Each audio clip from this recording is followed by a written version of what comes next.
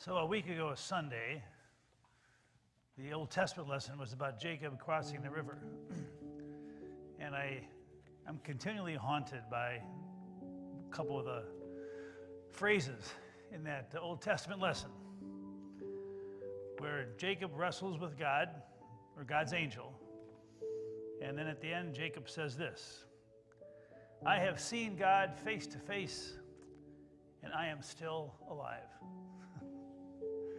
I don't know what it means to see God face to face exactly.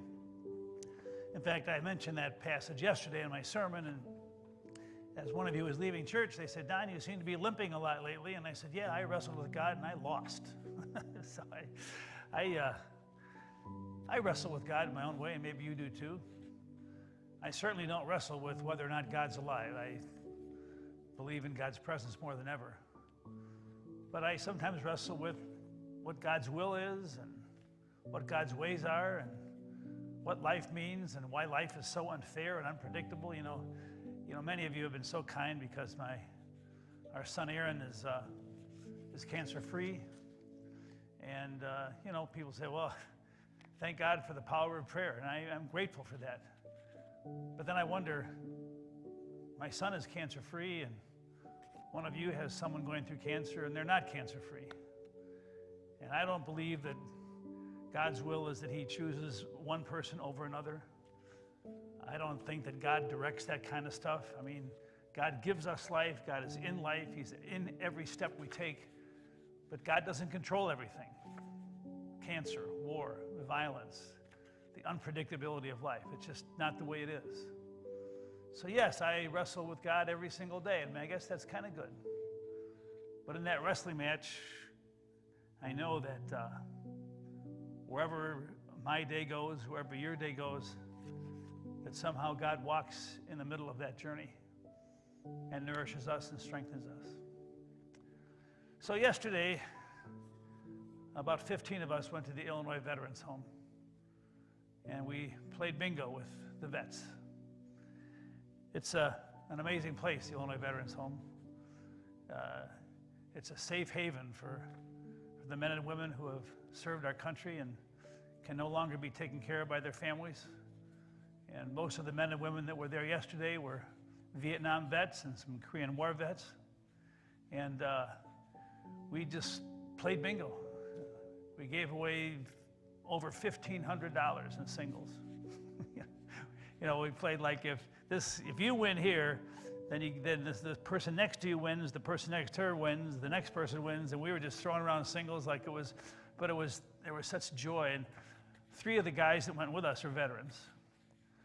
And one of them talked to me afterwards, and he said, "Don, I'm a Vietnam veteran, and I have my share of aches and pains. But here at the Illinois Veterans Home, we see these men and women who can no longer walk, and sometimes they can't even play their own bingo card. And they're proud, they're independent, and now they're very dependent. And it just puts life and service and all that kind of stuff into perspective." And 2 of our youth groupers went. And to watch Caitlin and Matt sit with the veterans and play their bingo cards and just was just inspirational. One of the veterans was leaving, and I said, "How much did you win?" And he said, "Don't tell anybody." But I won $32. He thought he was the richest man in the world. And then there was a lady there who's a veteran, and her daughter was with her. And I asked her, I said, "How long have you been living here?" And she said, 2 days. And her daughter said, "Yeah, I just came in this morning to see the place for the first time."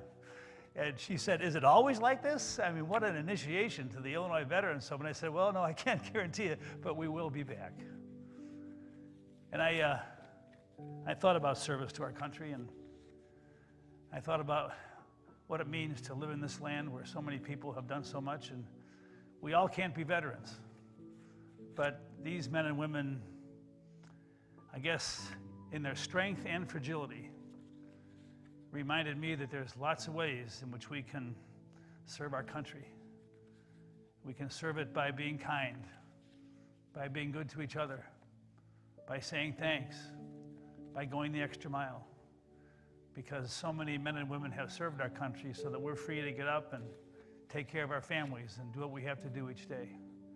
And so it was really a gift to be there. And it was a gift to remember that a lot of us may not be veterans, but every day you and I are called to serve, to get up and do the very best that we can. In closing, just to share a snippet of a story I told yesterday, because one of you asked me if I would say it again this morning, that I was at a wake for Don Naughton, and he was lying in his casket, and the wake was about to begin, and his granddaughter was standing by the door, and she was afraid to go in. And so I went up to her, and I held her hand, and I said, "Yeah, that's your grandpa. And he didn't get to see a lot of the stuff that you did because he was in a nursing home for a long time. But guess what? He's got a front row seat now. He will be at every game, every concert, because spiritually he's going to be inside the heart and soul of who you are every single day." Yeah, I wrestle with God. I wrestle with what life means sometimes. But I see those veterans yesterday. I see that little girl who wants to be a part of her grandpa's life. And I realize that God helps each one of us kind of cross that river every day.